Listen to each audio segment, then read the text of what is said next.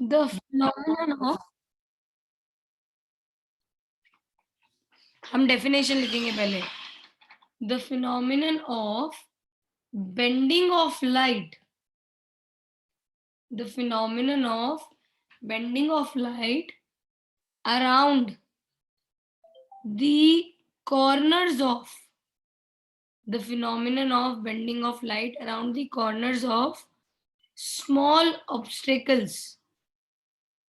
The phenomenon of bending of light around the corners of small obstacles and reaching into the geometric shadows, and reaching into the geometric shadows is known as diffraction of light. The phenomenon of bending of light around the corners of small obstacles and reaching into the regions of geometric shadows, reaching into the regions of geometric shadows is known as diffraction of light. इसका मतलब क्या होता है, हम इसको example से discuss करते हैं. आपने कभी देखा हुआ कि अगर मान लो एक रूम में लाइट ऑन होती है, फॉर एग्जाम्पल एक छोटी सी एलईडी भी ऑन करूं, तो क्या वो एलईडी से रेस सिर्फ सीधी सीधी सीधी सीधी ट्रैवल करके कि पूरे रूम में ऐसे थोड़ा फैलती है? बोलो. मैम पूरे रूम में फैलती है. पूरे रूम में फैलती है, उसको दैट इज डिफ्रैक्शन. जो पूरे रूम में फैल के बेंड होके जा रही है ना, उसको बोलते हैं डिफ्रैक्शन. वो बेंड क्यों हो रही है? क्योंकि उसके सामने मॉलिक्यूल्स प्रेजेंट है एयर के, वो एयर के मॉलिक्यूल्स के अराउंड बेंड हो जाती है.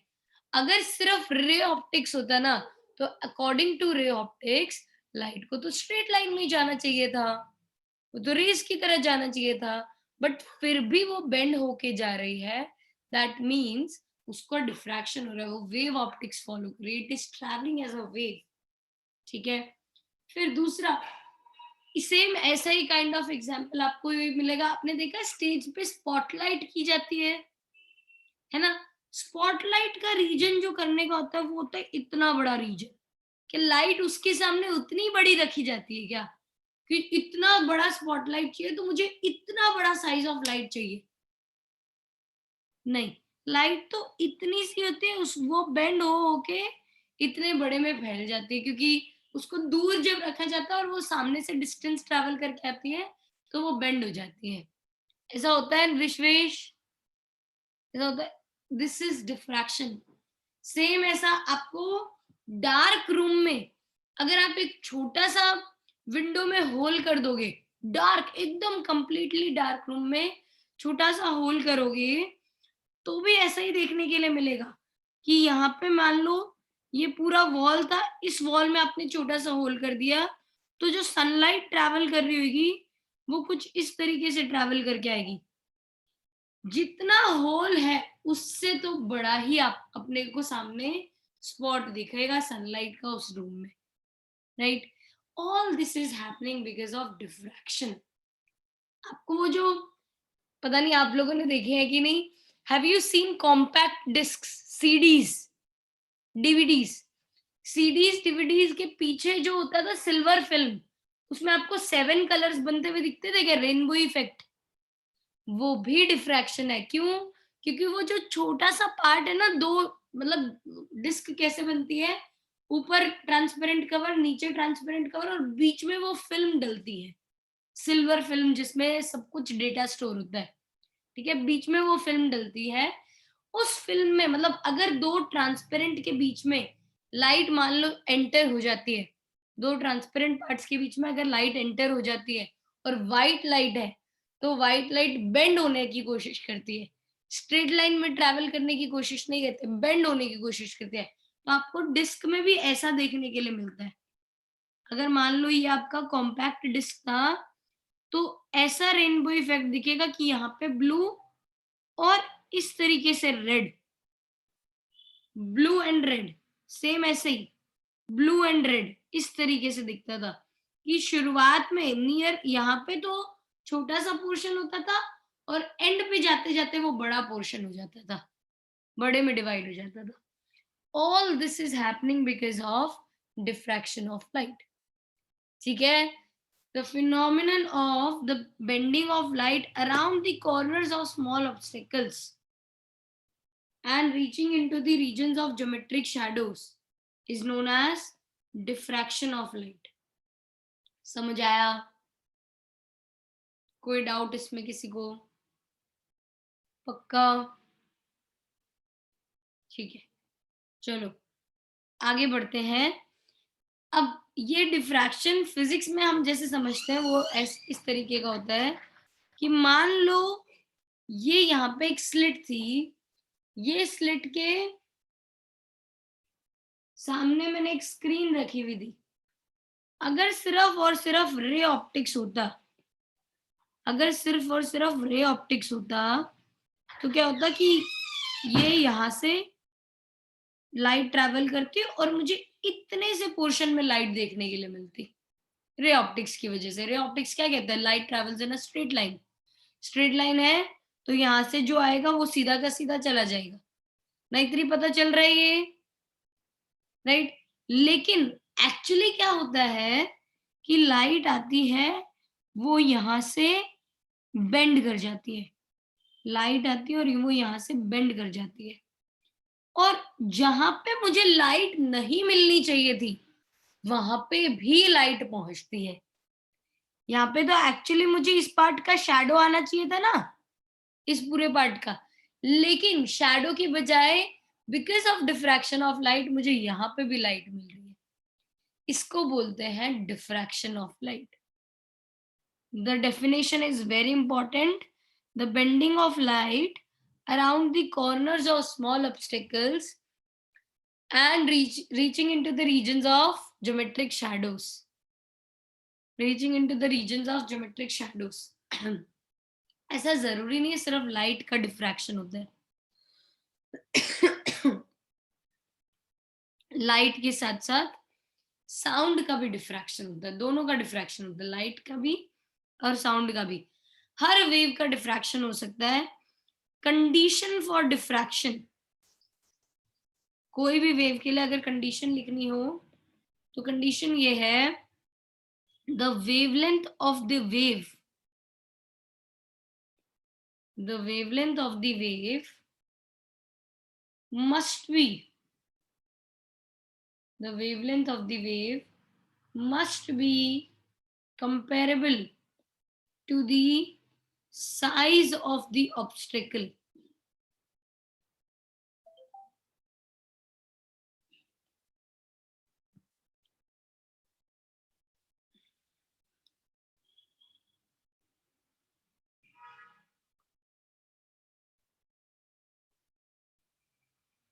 इसका क्या मतलब है? आप अपने रूम में बैठे हो, लेट्स से लाइट ऑन करके, ठीक है, पर रूम का दरवाजा पूरा बंद है, क्लोजली पैक्ड. क्या आपके रूम की लाइट बाहर जाती है क्या दरवाजे के? नहीं ना. लेकिन आप अगर रूम में जोर जोर से बोलते हो, यू मेक साउंड, तो क्या आवाज बाहर जाती है क्या दरवाजे के? क्यों? क्योंकि साउंड वेव्स की वेवलेंथ बड़ी है, काफी बड़ी है as compare to light waves. Light waves होती है हमारी नैनोमीटर्स में, 400 नैनोमीटर से 700 नैनोमीटर के बीच में. वेयर साउंड वेव्स की मीटर्स में आएगी, कुछ मिलीमीटर्स में. तो उसकी wavelength as compare to sound waves is much greater. Sorry, sound waves की wavelength is much greater than the wavelength of the light waves. Since ये बहुत ज्यादा बड़ी है, साउंड वेव्स की वेवलेंथ बड़ी है, तो वो तो क्या दरवाजे के अराउंड बेंड होके निकल जाते हैं, उनका डिफ्रैक्शन पॉसिबल है. it bends around the corners of the small obstacles. but light के केस में, लाइट के केस में ये पॉसिबल नहीं है. लाइट के केस में पॉसिबल नहीं है क्योंकि लाइट की वेवलेंथ ज्यादा है. सिद्धार्थ, नाम बदल पहले तो अपना.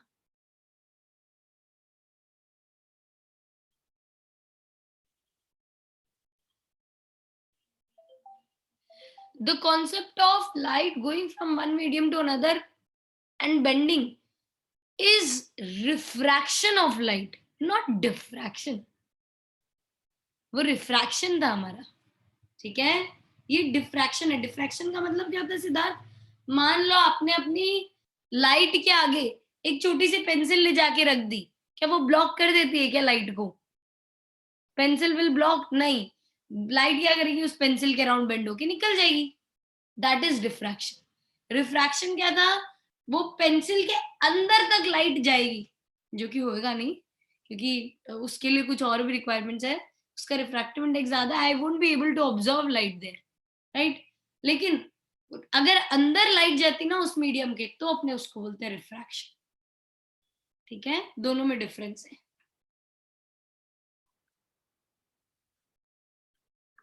नेक्स्ट,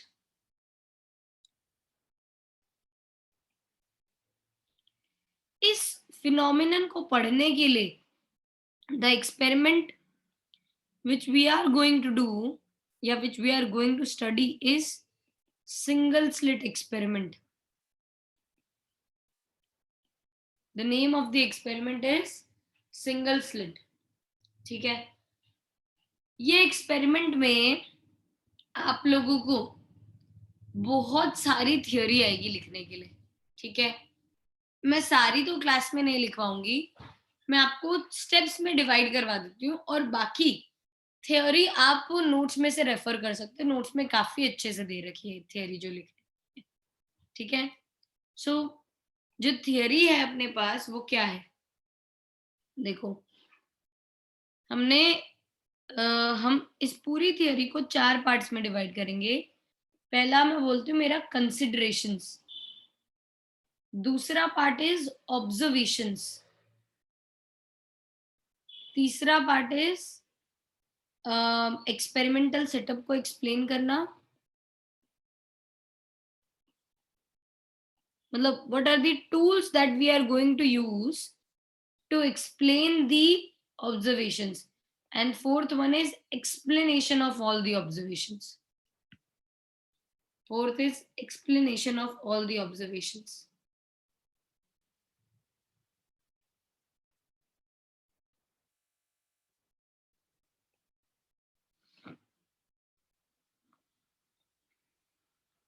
ठीक है, ये 4 पार्ट में अपने स्टडी कर रहे होंगे पूरे के पूरे सिंगल स्लिट एक्सपेरिमेंट को। ऑल्सो ये एक्सपेरिमेंट हमारा वो नहीं है जिसमें बहुत ज्यादा मैथ्स इन्वॉल्व हो, मैथ्स बहुत थोड़ा सा इन्वॉल्व है। हम इसको एनालिटिकली स्टडी कर रहे हैं, इंस्टेड ऑफ टेकिंग इट कि ये कहाँ से आया, क्यों आया, हम इसको बताएंगे कि ये हो रहा है, पहले फैक्ट्स की तरह बताएंगे कि ऐसा हो रहा है, फिर कोशिश करेंगे कि पॉसिबल एक्सप्लेनेशन क्या है वो देने की। पहले we are going to tell ये हो रहा है, then we are going to tell ये क्यों हो रहा है, we are going to give possible explanations, ठीक है। समझ आ गया ये? कोई कंफ्यूजन इसमें किसी को? ठीक है, चलो कंसिडरेशन। कंसिडरेशन क्या कहती है? नाइत्री, आपको किसी भी स्टेप में कोई डाउट आए तो बेटा पूछ लेना, ठीक है, you can stop me and ask me there. अभी तक तो ऐसा था कि अभी अपनों ने नया टॉपिक, जितना ये टॉपिक नया आपके लिए है उतना ये इनके लिए है, लेकिन there might be certain things where you feel कि क्या है ये, कैसे आया, तो you just ask me, I will let you know, okay, alright. तो जब बहुत सारी लाइट वेव्स ट्रैवल कर रही होगी और एक जगह पे पहुंच रही होगी, तो अपने को कुछ पैटर्न मिल रहा होगा यहाँ पे। पिछली बार ऐसे पैटर्न को अपनों ने क्या बोला था जब बहुत सारी लाइट वेव्स एक स्क्रीन पे पहुंच रही थी? Wave fronts. नहीं बाबा, वेव फ्रंट तो इंडिविजुअल वेव्स को बोलते थे अपने। फ्रिंजेस। फ्रिंजेस, कैसा पैटर्न था पर फ्रिंजेस में भी? कैसा डार्क पैटर्न? And light. क्या कैसा पैटर्न मिल रहा था? डार्क एंड लाइट होते हैं। Alternate dark and bright fringes, सही है, alternate dark and bright fringes. What was that pattern known as? Interference, constructive and destructive. Yes, बिल्कुल right है, interference pattern. That pattern was known as interference pattern. मैंने आपको दिखाया भी था ना कि कैसा दिखता है। Isn't interference a phenomena? Interference pattern भी बोला जाता है बाबा उसी को। इंटरफेरेंस पूरा फिनोमिना है, लेकिन the pattern is also known as interference pattern, okay.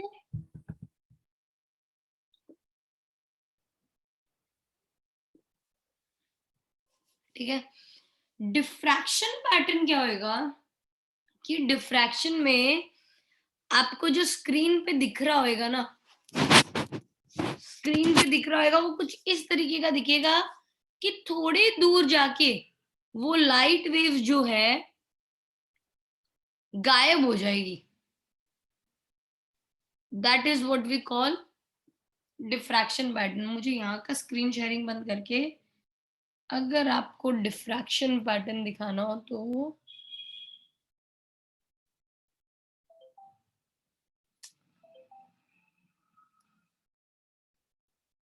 ये दिख रहा है आपको इस तरीके का, बीच में सेंट्रल पोर्शन पे कैसी लाइट है, मैक्सिमम ब्राइटनेस वाली, मैक्सिमम इंटेंसिटी वाली। लेकिन जैसे जैसे आप सेंटर से दूर जा रहे हो, क्या ये लाइट की इंटेंसिटी कम होती जा रही है? या ऐसे पैटर्न को अपने बोलते हैं डिफ्रैक्शन। है इसमें भी alternate dark and bright fringes. पहले आपको लाइट मिलेगी, फिर नहीं मिलेगी, फिर मिलेगी, फिर नहीं मिलेगी, फिर मिलेगी, फिर नहीं मिलेगी। ऐसा ही हो रहा है Siddharth. Alternate dark and bright fringes हमें यहाँ पे भी मिल रहे हैं, लेकिन इंटरफेरेंस के रिस्पेक्ट में डिफरेंस क्या है? डिफरेंस ये है कि इंटरफेरेंस में इंटेंसिटी हर एक ब्राइट फ्रिंज की सेम होती थी, लेकिन यहाँ पे इंटेंसिटी हर एक ब्राइट फ्रिंज की डिफरेंट है। ये इंटेंसिटी धीरे धीरे कम होती जा रही है। समझ आया ये? अरे हाँ ना तो बोलो। Yes ma'am. ठीक है। This kind of pattern is known as interference pattern. diffraction pattern, not interference. This kind of pattern is known as diffraction pattern.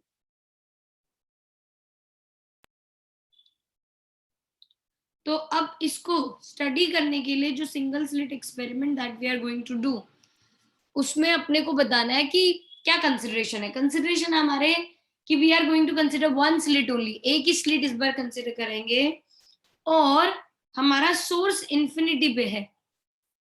एक ही स्लिट कंसिडर करेंगे और सोर्स इस बार इंफिनिटी पे है।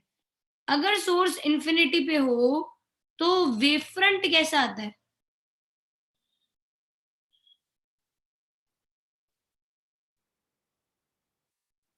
अगर सोर्स इंफिनिटी पे हो तो वेव फ्रंट कैसा आता है भाई? Straight lines. लाइंस स्ट्रेट आती है, रेज स्ट्रेट आती है। वेरी गुड नाइत्री। पर वेव फ्रंट कैसा आता है? प्लेनर। प्लेनर। वेव फ्रंट कैसा आता है? प्लेनर।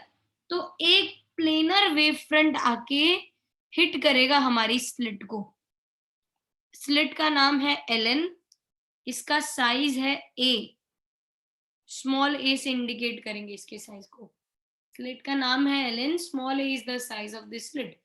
तो जब प्लेनर वेव फ्रंट हिट करेगा तो यहां से वेव जनरेट होने शुरू होंगे। Wavelet wavelet wavelet wavelet wavelet wavelet wavelet wavelet wavelet. कितने वेवलेट्स जनरेट होंगे? इनफाइनाइट। कितने वेवलेट जनरेट होंगे? इनफाइनाइट। इनफाइनाइट। तो अगर इनफाइनाइट वेवलेट्स जनरेट होने वाले हैं, ये वेवलेट्स कहीं पे तो जाके मीट कर रहे होंगे। हम वो जहां पे मीट कर रहे हैं उस पोजीशन पे हम रख देते हैं स्क्रीन, कि लेट्स से स्क्रीन पे ये सारे वेवलेट्स मीट कर रहे हैं। क्या सारे वेवलेट्स जो मीट करेंगे वो सेम फेज में मीट कर रहे होंगे? बोलो। नहीं। नहीं, सेम फेज में नहीं मीट करते हैं। वो सेम फेज में नहीं मीट करेंगे। हाँ, हो सकता है सेम फेज में मीट करे, हो सकता है डिफरेंट फेज में मीट करे। ठीक है। जहां पे सेम फेज में मीट कर रहे होंगे वहां पे अपने को मिलेगा कंस्ट्रक्टिव सुपरपोजिशन। जहां पे डिफरेंट फेज में मीट कर रहे होंगे वहां पे मिलेगा डिस्ट्रक्टिव सुपरपोजिशन। ठीक है। लेकिन ऐसे पैटर्न में एक स्लिट होने की वजह से अपने को ये भी मालूम होना चाहिए कि ऑब्जर्वेशंस क्या अपनी। This is the consideration. Consideration है कि एक मोनोक्रोमैटिक सोर्स हमने लिया है जो कि एक प्लेनर वेव फ्रंट भेज रहा है इस सिंगल स्लिट को हिट करने के लिए। तो वी कंसिडर, इसको लिखते कैसे हैं, we consider a monochromatic source of light, नहीं sorry, we consider a single slit of size A illuminated by a monochromatic source of light. Illuminated by a monochromatic source of light. We have placed the screen at a d distance apart. We have placed the screen at a d distance, capital D distance apart from the slit plane. इससे capital D distance दूर एक screen है, ठीक है।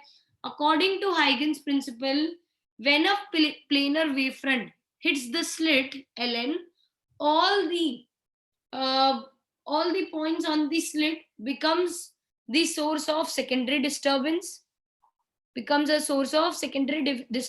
and emanates wavelets in all possible directions.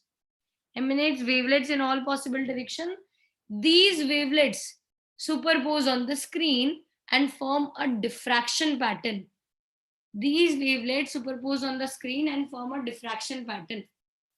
And the observations that we are going to get in this diffraction pattern are, 4 observations लिखनी हो या आपको भी लिख लेने की है।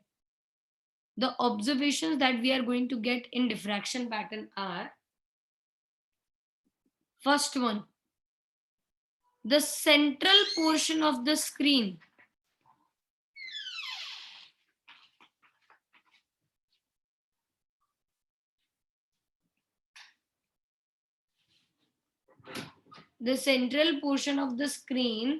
is of the maximum intensity.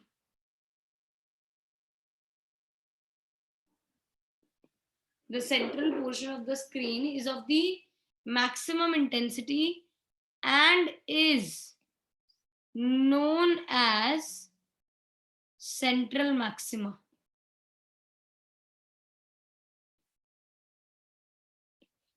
The central portion of the screen is of the maximum intensity and is known as central maxima.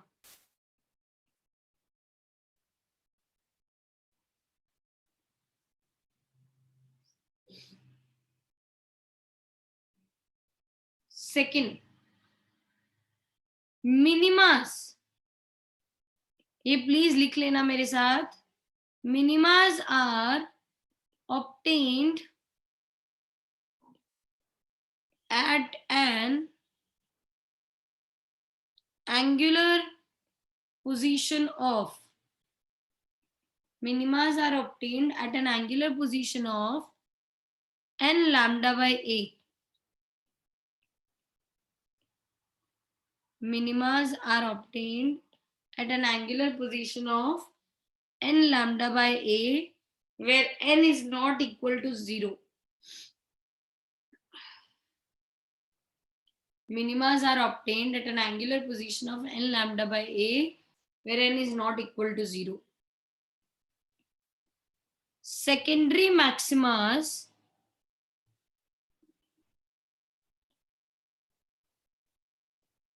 are obtained at an angular position of, secondary maximas are obtained at an angular position of 2n plus 1 lambda by 2a, 2n plus 1 lambda by 2a, where again n is not equal to 0. Secondary maximas are obtained at an angular position of this. Fourth observation, intensity of secondary maximas, intensity of secondary maximas keeps on decreasing. Intensity of secondary maximas keeps on decreasing as we move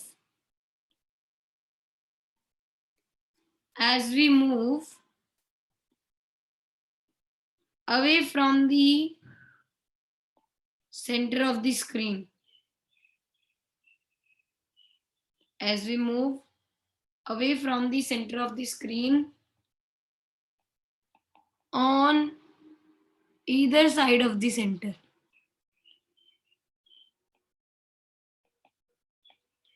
These are the 4 observations.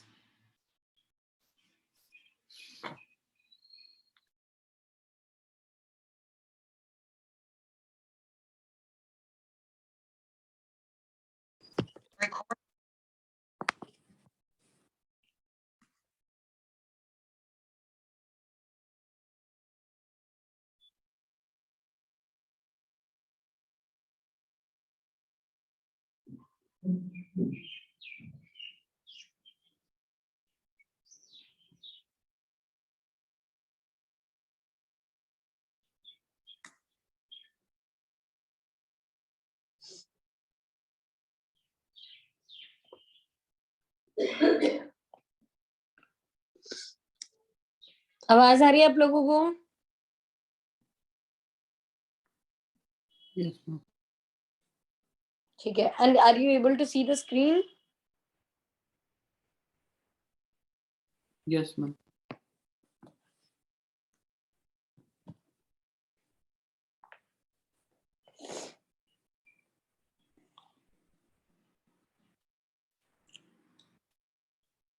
Recording in progress.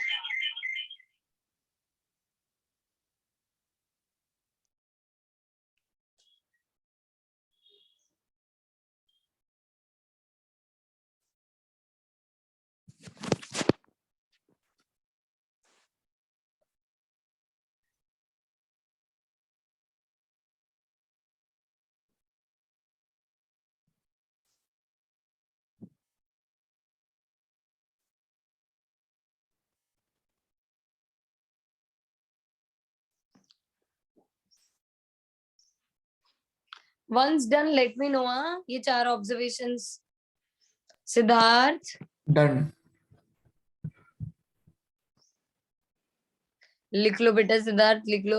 चारों के चारों screenshot से काम मत ma'am चलाना. लिख दिए ma'am, कब के लिख दिए आपके ठीक बोलने है. के साथ। आर्या का हो गया, मानित का हो गया. All right. ठीक है. नेक्स्ट विश्वेश नाइत्री का हो गया है. रिद्धि डन. All right. चलो अब ये ऑब्जर्वेशंस को अपने को एक्सप्लेन करना है. देखो क्या स्टेप्स थे अपने. पहले कंसिडरेशंस बताने के जो कि मैंने आपको बताए, देन ऑब्जर्वेशंस बताने के, फिर ऑब्जर्वेशन को एक्सप्लेन करने के लिए I need some experimental tools. वो टूल क्या है? ये आपको ड्रॉ कर लेने का. ये मैं इसी हिसाब से ड्रॉ कर रही हूँ जैसा अपने को टेक्स्ट बुक में दे रखा है.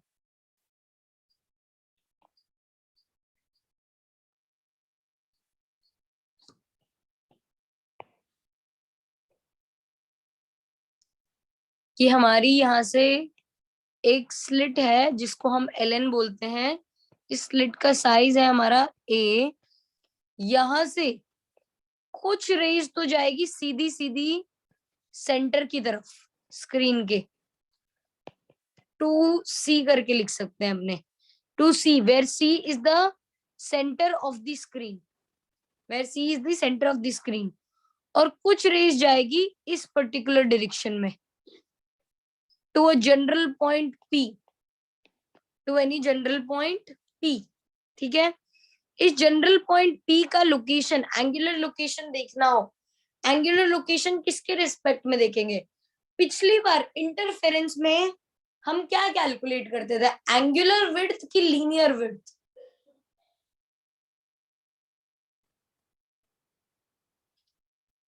बताइए बताइए. एंगुलर विड्थ की लीनियर विड्थ.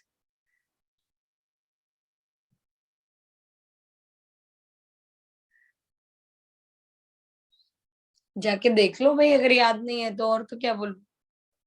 इंटरफेरेंस में क्या कैलकुलेट करते थे? एंगुलर विड्थ कैलकुलेट करते थे, एंगुलर लोकेशन निकालते थे कि लीनियर विड्थ निकालते थे?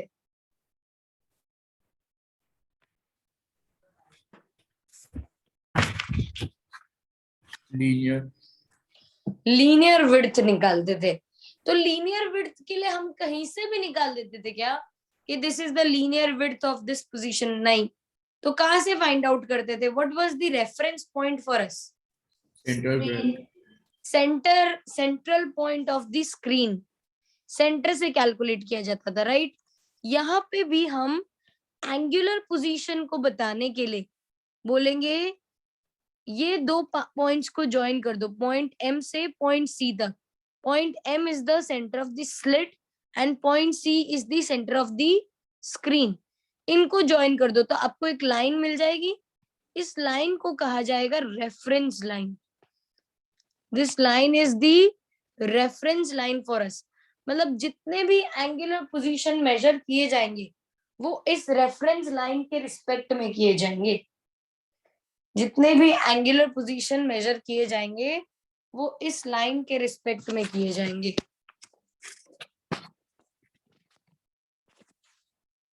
ठीक है, तो अगर मुझे पॉइंट पी का बताना हो तो देखो ये वाला जो लोकेशन आएगा इसको मैं बोल दूंगी theta.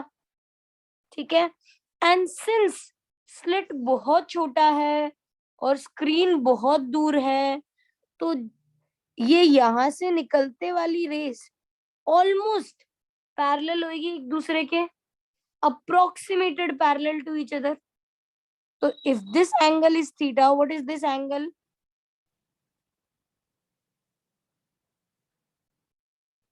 Theta. Theta. Corresponding angles की वजह से वो भी क्या हो जाएगा? थीटा। ये क्या होएगा? थीटा। थीटा।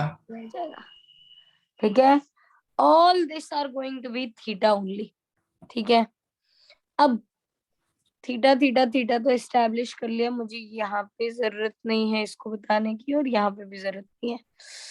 मुझे कैलकुलेट क्या करना है? Path difference. पाथ डिफरेंस कैसे कैलकुलेट करते हैं? Delta x. कैसे बताते हैं डेल्टा एक्स?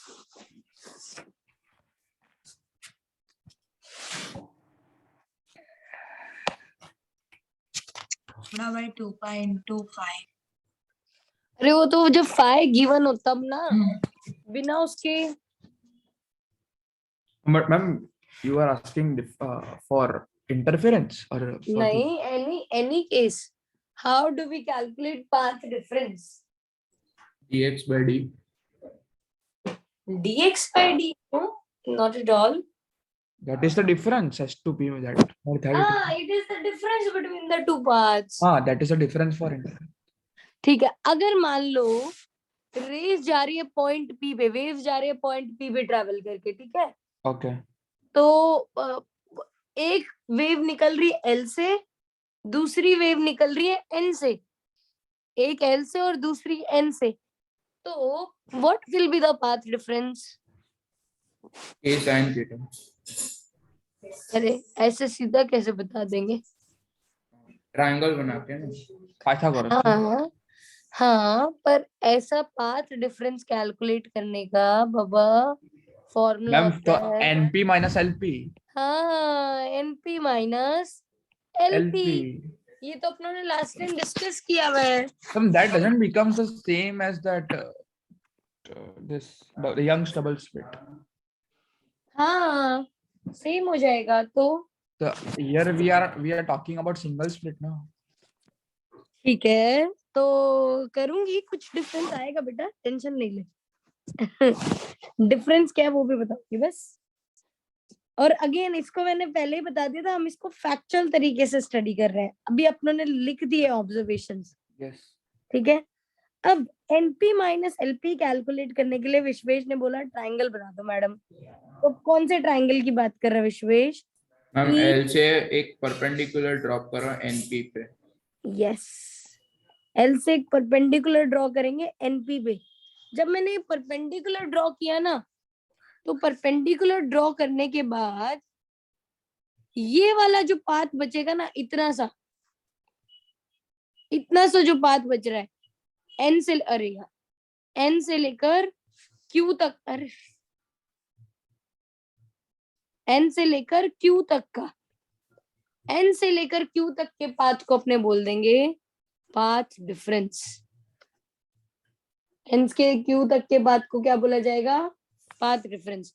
तो delta x is equal to NQ, NQ is equal to NP minus LP, याद रखना।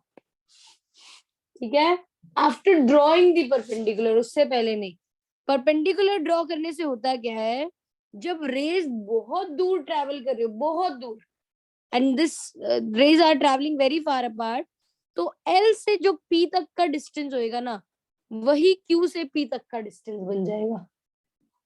एल से पी तक का जो डिस्टेंस होएगा वही क्यू से पी तक का डिस्टेंस बन जाएगा। तो अगर ये दोनों सेम हो गए तो डिफरेंस क्या रहेगा दोनों के बीच में, एन क्यू की जितना। Difference would be N Q, and that difference in path is known as path difference. That difference in path is known as path difference.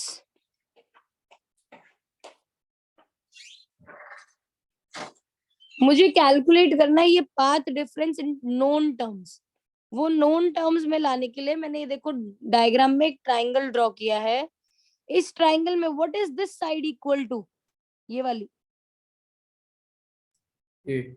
ए, और इसको अपनों ने क्या नाम दिया है, path difference. Our difference, difference. delta x. अच्छा, if this is theta, what is this angle known as, 91 90 minus. 90 minus theta, क्योंकि वो परपेंडिकुलर ड्रॉ किया था। And if this is 90 minus theta, what is this angle, theta. Theta theta, theta. तो in triangle L N Q, in triangle L N Q, what is sine theta equal to, Qn by ln. Qn by ln, Qn by ln या NQ by ln. What is NQ representing? Delta x. What is ln representing? A. And अगर angles बहुत छोटे बन रहे होंगे तो sine theta can nearly be taken as theta. So delta x would be equal to a theta. This is the experimental tool which I am going to use to explain diffraction pattern.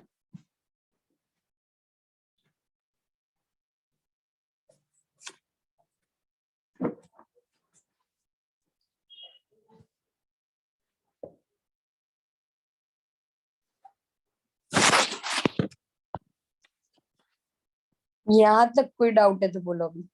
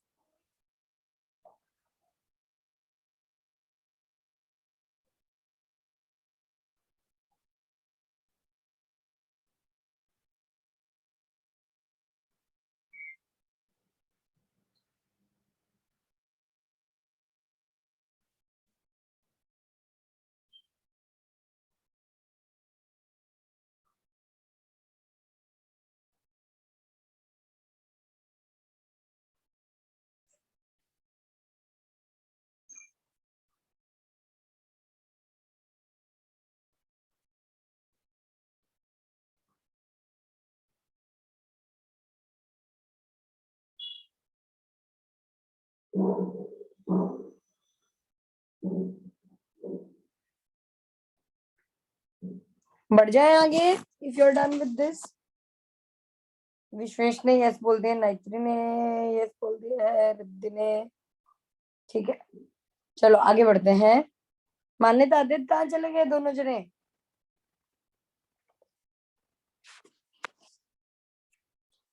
Next, अब मुझे experimental tool भी मिल गया है.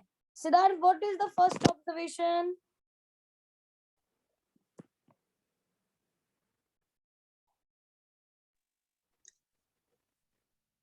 Ma'am. मैं लाफा लगाऊंगी अगर तूने आज ये फर्स्ट ऑब्जर्वेशन नहीं रीड करके बताया तो. मैम आपने जो लिखवाया था वो ऑब्जर्वेशंस थे. हाँ. Central portion of the screen is of the max Ah. intensity and is known as Yes, central. yes, yes, yes. देखो तो पहला अपने एक्सप्लेन करेंगे सेंट्रल मैक्सिमा को.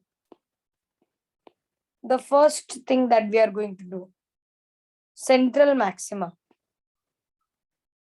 अब सेंट्रल मैक्सिमा के लिए आप इमेजिन करो रेज ऐसी जा रही होगी स्ट्रेट एकदम. तो what is theta for this? Angular location क्या है सेंट्रल मैक्सिमम का, सेंटर का? 0 0. सही है. तो हम लिखेंगे for centre of the screen, for centre of the screen theta is equal to 0. For center of the screen theta is equal to 0. अगर थीटा 0 है तो डेल्टा एक्स भी कितना हो जाएगा? अभी ऊपर ऊपर अपनों ने लिखा है delta x is equal to 8 theta. If theta is equal to 0, what is delta x equal to? 0. अगर पाथ डिफरेंस 0 हुआ तो फेज डिफरेंस कितना होगा? 0. इसका मतलब है सारे के सारे waves, all the waves are superposing in the same phase. ऐसा कह सकती हूँ ना मैं कि अगर फेज डिफरेंस 0 है then all the waves are superposing in the same phase here. और अगर सेम फेज में सुपरपोजिशन होता है, अगर सेम फेज में सुपरपोजिशन होता है तो अपने को इंटेंसिटी कैसा मिलता है? कम कि ज्यादा? ज्यादा. Therefore, since all the waves are superposing in the same phase, intensity becomes maximum, and this portion of the screen is known as central maxima. This region of the screen is known as central maxima.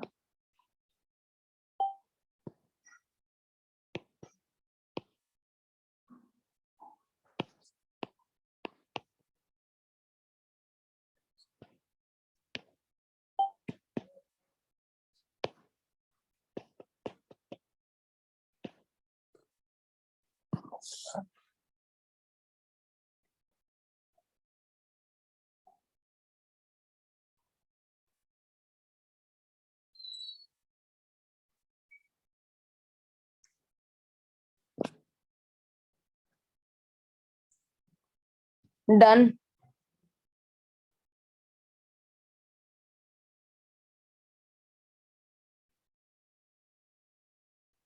Central maxima हो गया तो मिनिमास को explain करने चलते हैं अपने.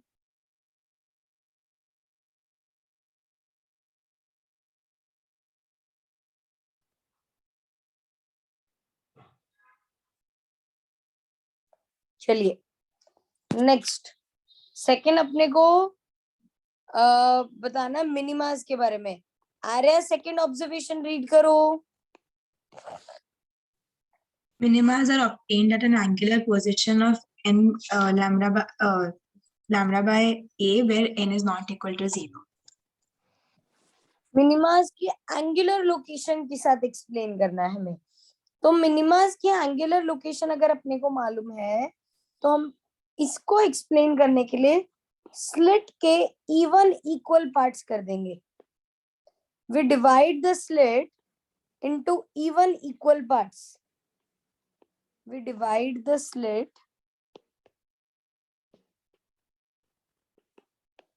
into even equal parts. पहला even number कौन सा है आपका? 0 2. 0 पार्ट में किया मतलब पूरी स्लिट रखी. पूरी स्लिट तो सेंट्रल मैक्सिमस के लिए है ही. हम इसको 2 पार्ट्स में डिवाइड करते हैं स्लिट को. स्लिट को जब आप 2 पार्ट में डिवाइड कर देते हो ना तो ये फॉर्मूला बन जाता है a/2 theta instead of a theta. a theta कब था? जब पूरी स्लिट के साथ हम कंसिडर कर रहे थे कि L से L वाला पॉइंट और N वाले पॉइंट में एक पाथ डिफरेंस क्या होगा. लेकिन अगर मैं L और M वाले पॉइंट में पाथ डिफरेंस कैलकुलेट करने जाऊं तो सिर्फ इतना सा पोर्शन ही आएगा ना थीटा के लिए. तो इतना ही आएगा तो that would be taken as a/2. तो यहाँ पे हो जाता है delta x is equal to a by two theta. तो slit divide the slit into two equal parts. जब दो पार्ट्स में अपनों ने डिवाइड किया तो हर एक सोर्स जो अपर हाफ में है उसकी करस्पॉन्डिंग एक सोर्स लोअर हाफ में भी होगा, such that they are separated by a distance of a by 2. And how many such sources can be there?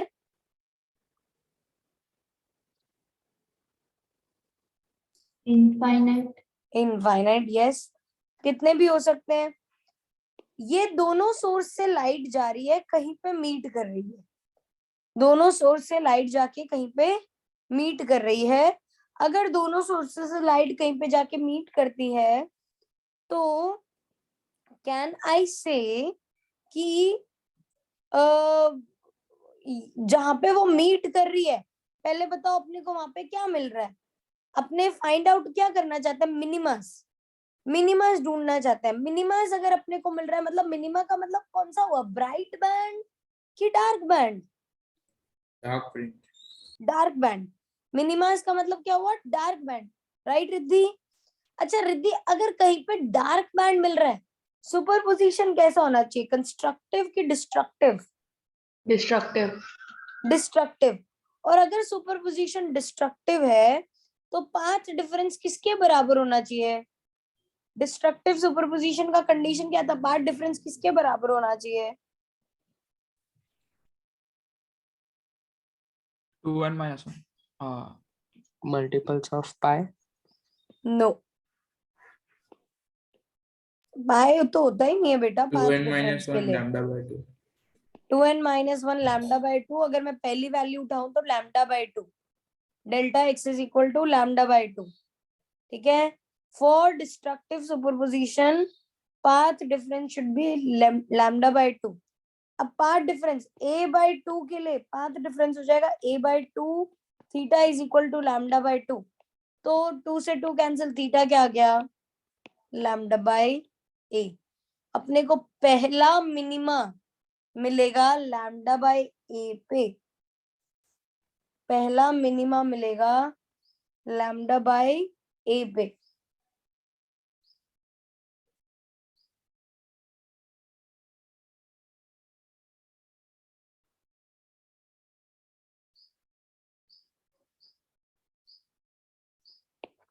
दूसरा मिनिमा ढूंढना हो तो स्लिट के कितने पार्ट्स करने चाहिए? 4, 1, 2, 3, 4। पहले में 2 किए, दूसरे के लिए 4।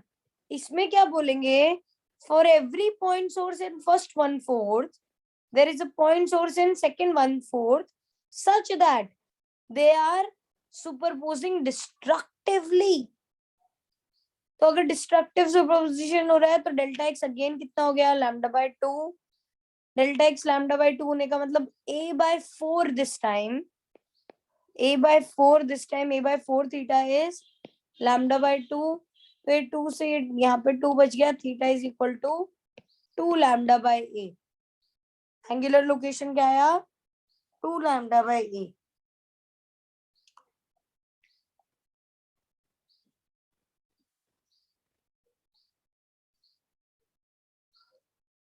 दो पार्ट, 4 पार्ट। थर्ड के लिए कितने पार्ट्स करने चाहिए,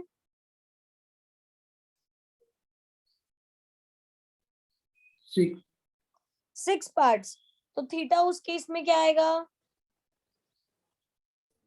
3 lambda by 3 lambda by a। तो ऐसे करके क्या मैं इसको जनरलाइज करके बोल सकती हूँ, theta is equal to n lambda by a। Minimas किस किस लोकेशन में मिल रहे हैं, n लैम्डा बाय a वाली लोकेशन पे।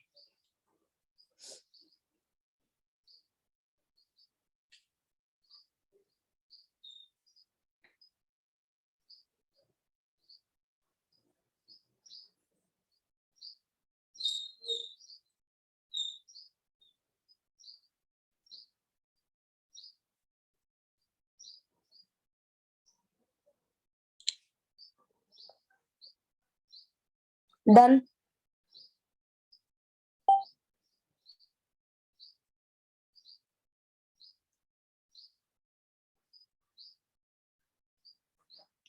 चलो नेक्स्ट अपने को एक्सप्लेन करना है secondary Maximus.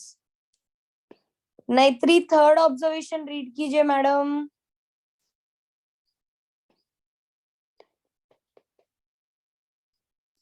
Secondary maximas are obtained at an angular position of 2n plus 1 lambda upon 2a, where n is not equal to 0. Yes, secondary maximas are located at an angular position of 2n minus 1 lambda by 2a. इसको explain करने के लिए we will divide the slit into odd equal parts. We will divide the slit into odd equal parts. Odd equal parts में divide करने का मतलब ये है कि हमने स्लिट के 3 टुकड़े कर दिए अब, ठीक है। और पहले टुकड़े में एक पॉइंट सोर्स है, दूसरे में एक पॉइंट सोर्स है, such that they are separated by distance of a/3 now, ठीक है। और ये कहीं पे जाके मीट कर रहे हैं and they are meeting destructively. 2 point source destructively meet कर रहे हैं। Delta x is equal to lambda by 2, ठीक है। अगर a/3 हो चुका है तो यहाँ पे आ जाएगा a/3 theta is equal to lambda by 2, theta is equal to 3 lambda by 2a, है ना। अच्छा, इस लोकेशन पे पहले पॉइंट सोर्स और दूसरे पॉइंट सोर्स की वजह से कोई लाइट आ रही है क्या?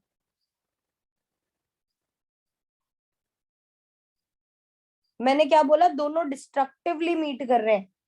अगर कहीं पे 2 पॉइंट सोर्सेस डिस्ट्रक्टिवली मीट करते हैं तो उनकी वजह से कोई लाइट आती है क्या?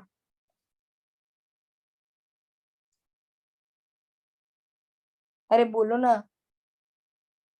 No, ma'am. No No, ma'am. Light है, no light will be there. तो यहाँ पे इस सोर्स को इलिमिनेट करने के लिए कौन आ जाएगा? ये वाला पार्ट। ये थर्ड पार्ट तो अभी भी है ना। तो this location is eliminated by third 1/3 of the slit, जहां पे स्लिट के पहले 2 पार्ट्स डिस्ट्रक्टिव सुपरपोजिशन कर रहे हैं और लास्ट वाला पार्ट इलिमिनेट करके आ रहा है उसको, ठीक है। ये आया अपना फर्स्ट सेकेंडरी मैक्सिमा का लोकेशन, 3 पार्ट्स में डिवाइड करके। अगले में मैं कितने पार्ट्स में, 3 के बाद कितने पार्ट्स में डिवाइड करना चाहिए? 5। 1 2 3 4 और ये 5 पार्ट्स में से कितने पार्ट्स डिस्ट्रक्टिव सुपरपोजिशन कर रहे होंगे?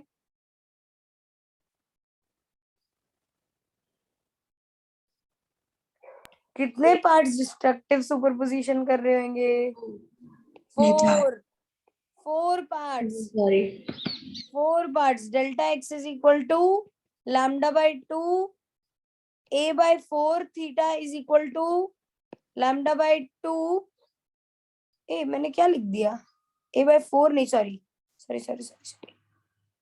a/5 theta is equal to lambda by 2, so theta is equal to 5 lambda by 2a।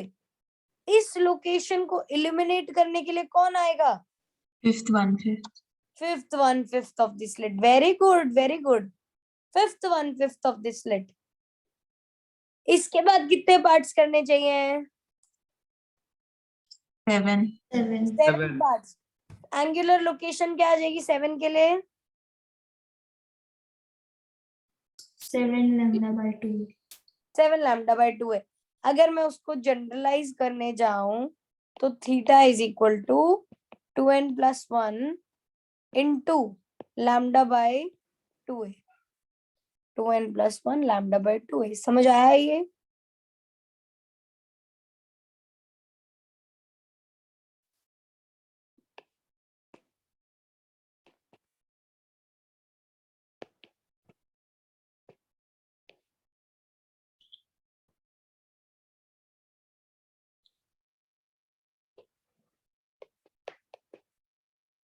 माने तो what is the fourth observation? Intensity of secondary maxima keeps on decreasing as we move away from the center of the screen on either side of the center. Intensity keeps on decreasing, सही बात है। अब आप लोगों ने ये सुना है, intensity is directly proportional to, intensity is directly proportional to amplitude का square, and this is directly proportional to width of the slit. This is directly proportional to width of the slit.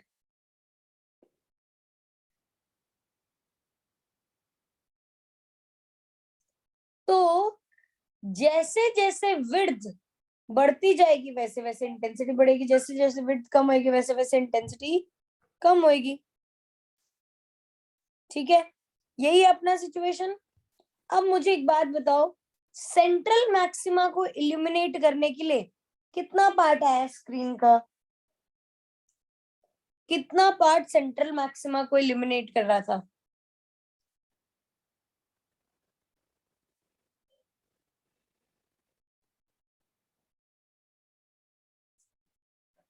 भूल गए भाई?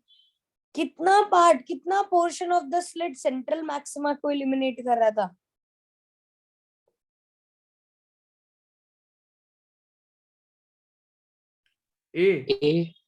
ए पूरा का पूरा portion, yes, पूरी slit illuminate कर रही थी।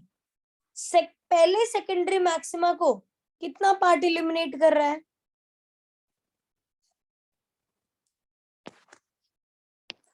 पहले सेकेंडरी मैक्सिमा को कितना पार्ट इल्यूमिनेट कर रहा है?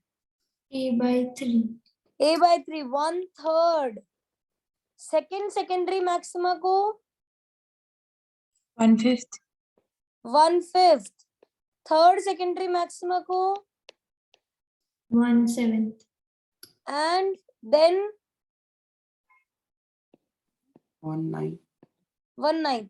क्या the portion of the slit which is responsible for illumination is decreasing here? Since the portion, ये लोग आप लोग बोलते नहीं हो ना, मजा नहीं आता है फिर। Since the portion of the slit which is responsible for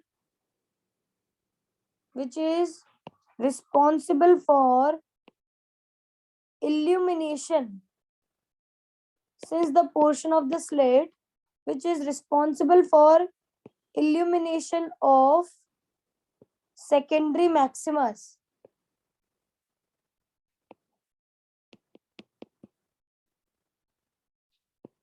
keeps on decreasing,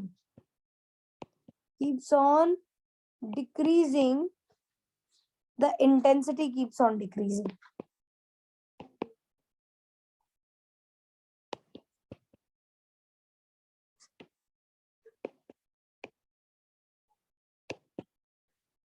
समझ आया क्यों इंटेंसिटी कम होती जा रही है? पता चला?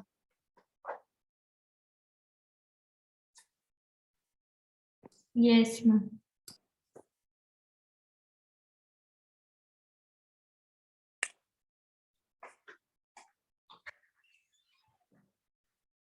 चलो, आज का क्लास में यहीं पे रैप अप करती हूँ कि अपनों ने ये चारों बता दी होती है, थोड़ा सा मतलब जस्ट कितना बहुत छोटा सा पोर्शन बाकी रहा है। ठीक है, वो छोटा सा पोर्शन अपने कल की क्लास में खत्म करते हैं, प्लस हम इसमें न्यूमेरिकल्स करेंगे कल, डिफ्रैक्शन के न्यूमेरिकल्स और इंटरफेरेंस के numericals. Tomorrow I believe we are going to wrap up the chapter. अगर कल रैप अप नहीं हुआ तो फ्राइडे को आधे पौने घंटे का एक्स्ट्रा क्लास लगाना पड़ जाएगा भाई, अपने को आधे घंटे का एक्स्ट्रा क्लास लगाना पड़ेगा to complete the numericals of the chapter. ठीक है, ऑल राइट, चलो डन है आज के लिए। See you next time, bye bye, take care.